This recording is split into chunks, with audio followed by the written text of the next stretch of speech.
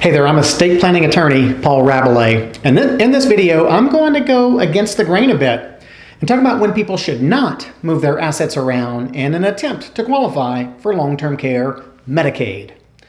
So here's the background. Once people get to a certain age, maybe they're 60s, 70s, or 80s, they start to worry how their finances will be affected if they can no longer care for themselves and they need to go into a nursing home facility. I'm not talking about a retirement village or an assisted living facility, which are all private pay. I'm talking about a skilled care nursing home. People hear accurately that the monthly cost of a nursing home, depending upon where you live, is anywhere from $7,000 to $15,000 or more, which is a big expense for just about everyone. Then the next thought those people have, either because they saw an elderly family member move into a nursing home, or they talk to friends or family, or they see something on the internet, is something like, can we protect our assets so that Medicaid will pay that monthly expense if we need to live in a nursing home? Most of Medicaid eligibility planning involves getting your assets out of your name at least 5 years before you enter a nursing home.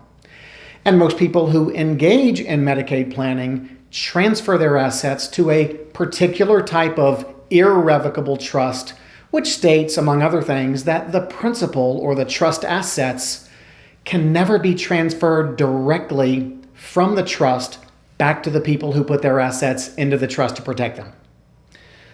So on its face, Medicaid planning kind of sounds like a no-brainer, something everyone should do who worries they will be forced to deplete their entire estate to nursing home costs, leaving nothing for survivors. But it's not quite that simple. Here's why. Let's start with this. Sure, let's say grandma owns her home and has a couple of $100,000 in the bank, and she's got nowhere else to live if she needs skilled nursing home care. She also gets $1,000 a month in Social Security income. She's likely to lose it all if she goes in the nursing home. Medicaid rules require that she spend her $200,000 in the bank on her care until her bank balance totals less than $2,000, and then she will qualify for Medicaid to pay for the nursing home. Medicaid will make her assign her $1,000 per month Social Security income to the nursing home, and Medicaid will pay for the rest of her monthly care. Medicaid will have a lien on her home. See, the home is not a countable resource that Medicaid can force grandma to sell because it is an exempt or non-countable asset. And if grandma's condition happens to improve so that she doesn't need nursing home care, she'll have the home to return to. But in the likely event grandma goes into the nursing home and lives the remainder of her life in the nursing home, then upon grandma's death, Medicaid can enforce its estate recovery rights, force the sale of the home to reimburse Medicaid for what Medicaid spent on grandma while she was in the nursing home and on Medicaid. So it may make sense for grandma under all of those circumstances to engage in estate planning, since it's likely she'd lose it all if she needs long-term care. But now let's change the facts a little. Let's say grandma owns her home and $2 million of retirement savings or investments. Here's several common sense things that someone might say to grandma, and they might be right. Now, in reality, when someone makes a conscious decision not to engage in Medicaid planning, it's usually a combination of the following points that may apply. So first, someone, a child, a friend, or a professional advisor might say, Grandma, you have $2 million. You don't need Medicaid and the substandard level of care that it offers. You're fortunate that you have $2 million and you don't need to transfer it all out of your name so that one day you can get the kind of care that the indigent who have less than $2,000 in their name get. Grandma, if you need skilled care in the future, you deserve a better level of care that you can pay for.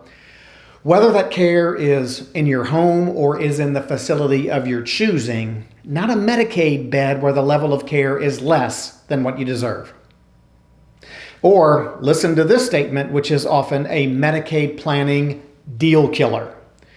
Grandma, of your $2 million, $1.4 million of that is in your IRA. And you live in one of the many states where your IRA is considered a countable resource that has to be spent down prior to Medicaid eligibility. And you can't transfer your IRA to a trust or to your children or anywhere out of your name without first taking a total income taxable distribution of your $1.4 million IRA, which will require that you immediately pay about $600,000 of income tax prior to transferring the remaining $800,000 out of your name. Grandma, we all know how painful financially that would be, so let's just keep that IRA in your name. Be thankful that you have it and you can afford the care that you need, whatever that future level of care might be. Let's just say you'll never be a Medicaid recipient in the future. Or one or more of Grandma's children or grandchildren will tell Grandma, Grandma, I know we can't accurately predict the future, but we just aren't going to ever let you live in the nursing home. I've got an extra room in my home that would be perfect for you. Sure, you can use your money if you need some extra care like sitters, but I'm just never going to allow you to move into a nursing home. I don't like those places. You see, if the family is adamant about keeping Grandma out of the nursing home, the need to engage in Medicaid planning goes away because Grandma getting all of her assets out of her name only benefits Grandma and her family if Grandma lives in a Medicaid nursing home for an extended period of time. Or if Grandma has assets worth $2 million, there's a pretty good chance that she also has some monthly income. She probably gets Social Security income, maybe a pension, and perhaps even dividend income, rental income, or interest income, or required minimum distribution income. And you can't get income like Social Security and pension and required minimum distribution income out of your name. And Medicaid says that even if you get all of your assets out of your name, you still must first use all of your income for your care before Medicaid kicks in. So if Grandma has $7,000 of monthly income coming in each month and the Medicaid nursing home costs $8,500 per month, is it really worth it to Grandma to go through all of the trouble of removing all of her assets out of her name and out of her control in order to save $1,500 per month, but only if she lives in a Medicaid facility? Probably not.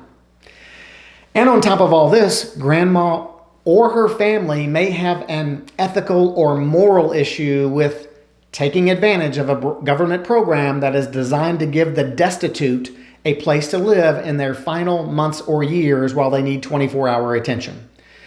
Now, I realize the government makes the rules, and perhaps they should change the rules so that people with millions of dollars can't easily engage in some Medicaid planning transactions in order to qualify for long-term care Medicaid. But still, some people feel that it's just not right for multimillionaires to take advantage of this government program. And here's another thing.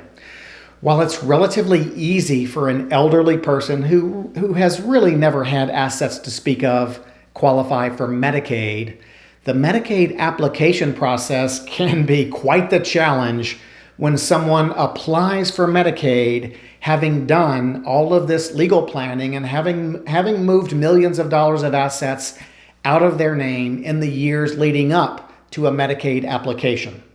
You got to remember, it's government employees reviewing and either accepting or denying these Medicaid applications. And I hate to say it, many of these employees don't understand these complex Medicaid eligibility rules when it comes to transferring various types of assets to various types of trusts. Then when Medicaid denies eligibility because they just don't know any better, you're having to lawyer up and go through hearings or an appeals process.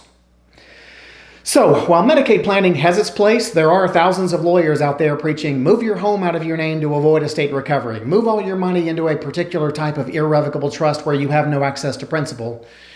I'm here to say there may be some circumstances where it's not appropriate, or it just doesn't make sense to engage in this type of legal planning. Now, I'm not saying that while Medicaid planning may not be appropriate based on your circumstances, I'm in no way saying blow off estate planning. People who consider and then make a conscious decision to refrain from Medicaid eligibility planning still need estate planning for all the other reasons. Remain in control of what you have, simplify the estate settlement process, appoint the right people to be in charge when you die or when you can't do things for yourself, designating who will inherit and how they will inherit, making sure assets move to loved ones with the most tax efficiency, and other reasons.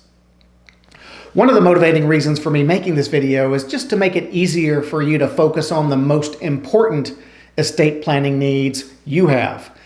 Too often, people come to me and have this vague request to protect their assets. But after much time and discussion and education, they agree that it just doesn't make sense in their situation to engage in this kind of Medicaid eligibility legal maneuvering. And I'll throw in there that in a perfect world, Americans would plan ahead and set aside funds in their early years to cover these future expenses, but I realize we don't live in a perfect world. So my best summary is that while it may sound to many like a no-brainer to move your estate assets out of your name to try to protect them, it's not for everyone. Usually due to a combination of the following factors. They don't want to give up the control that they have to give up by transferring assets to an irrevocable trust. They have assets like traditional IRAs that impose a significant income tax burden to getting that asset out of your name. Some people are willing to pay to get care that is better than the quality of care they would get if they were in a Medicaid bed. Some people have income that approaches or exceeds the cost of the care that they will have to spend, so it does no good to get the assets out of their name when Medicaid force them to apply their income toward their care first. And some people, because of family members who convince them, feel like their family will never allow them to live in a nursing home. Hope this helps. We'll see you next time.